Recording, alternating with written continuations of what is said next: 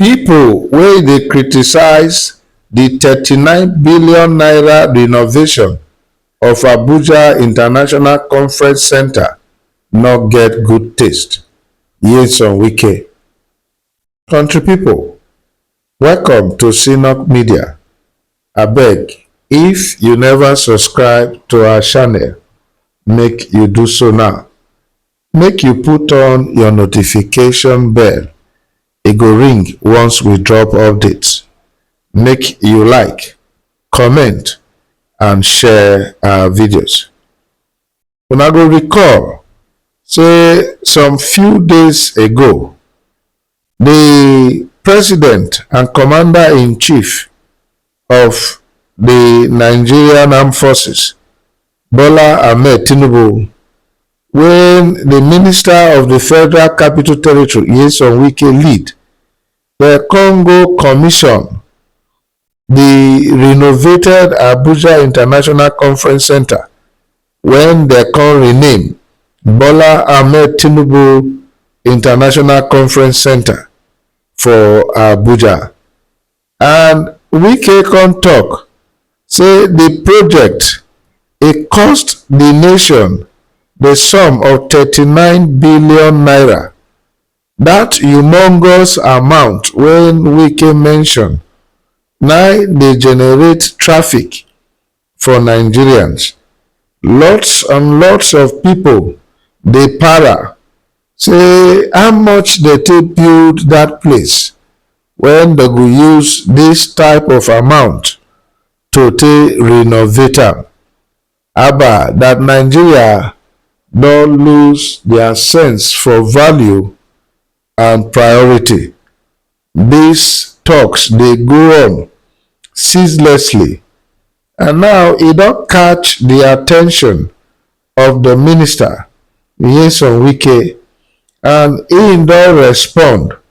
He can't talk, say all those people when they criticize the 39 billion naira wey government spend to renovate the Abuja International Conference Center, AICC, when they don rename now to Bola Ahmed Tinubu International Conference Center. He said they not get good taste at all. The minister they talk this one on Friday when they inaugurate the newly constructed left-hand service carriageway for Abuja, the nation's capital.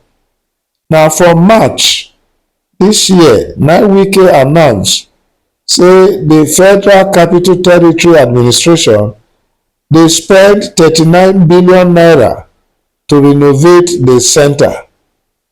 And that center, like we talk, they don't rename am after President Bola Tinubu, after he inaugurated on Tuesday.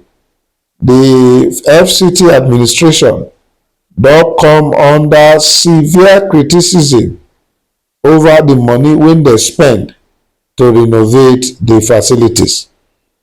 Wike can talk. He say the only thing when he did that International Conference Center, when they not change, now just the block work. He say everything for that Bola Ahmed Tinubu International Conference Center, he say they change am. Say Nigeria as the giant of Africa, he say e not go only show say na giant of Africa, say people must see wetin make am be the giant of Africa. Wike say nobody when he love this country go criticize the International Conference Center. According to Wike, he say people talk say we not name the International Conference Center after the person when he build am. Now he can't talk. He say Nnamdi Azikiwe International Airport, not be Nnamdi Azikiwe na build am. He say Moshood Abiola International Stadium, not be Moshood Abiola na still build am. Wike come blast the people when they say they built the center with 240 million naira in 1991. He say but in the refurbish am now with 39 billion naira in 2025. Wike come ask the question, wetin be the exchange rate for 1991? He say compare the exchange rate for 1991 to wetin we get for 2025. Wike come talk am. He say we get taste, and so we want the best for the country, and the president he don give the best for the country. He say if you no do well to defend your boss when you get the opportunity, he say na your business. He say him dey here now and him go defend him boss. He say and him don do am and him no get regret.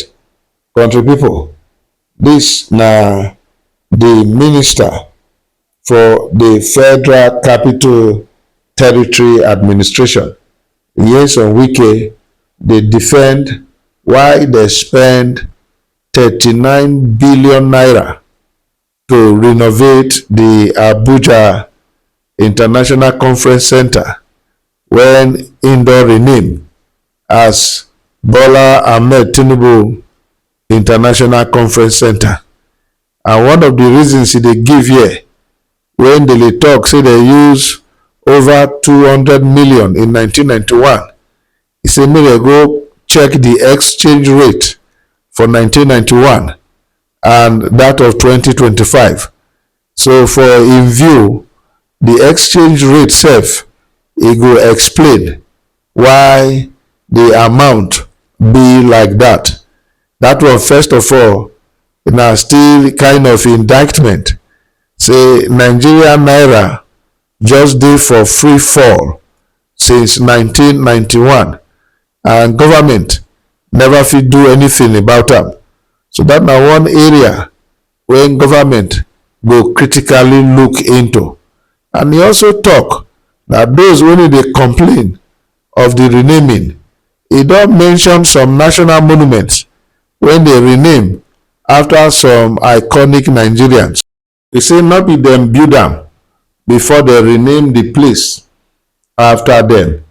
That one, think to a large extent, he explain, say you not necessarily need to build the edifice before your name go fit dey there.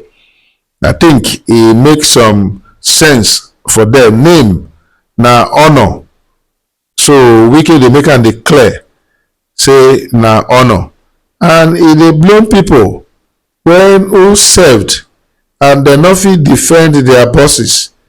He say e own, him go defend the oga, and he has done so. So whoever no dey happy, he say na their business. Country people, this Minister Wike's response to these vilifications wey Nigerians dey vilify am and the president for wetin dey dey term to be monumental waste and whatever, from the explanation, e dey justified? Abi in your own opinion, remember opinion dey free o, in your own opinion, wetin Wike dey talk na rubbish? Abi no, wetin e dey talk dey justified? Although like I opined, the exchange rate na fiscal policy problem, and that one show say, well, e don renovate, but Nigeria get to look critically into how they go fit take tackle this problem of the exchange rate.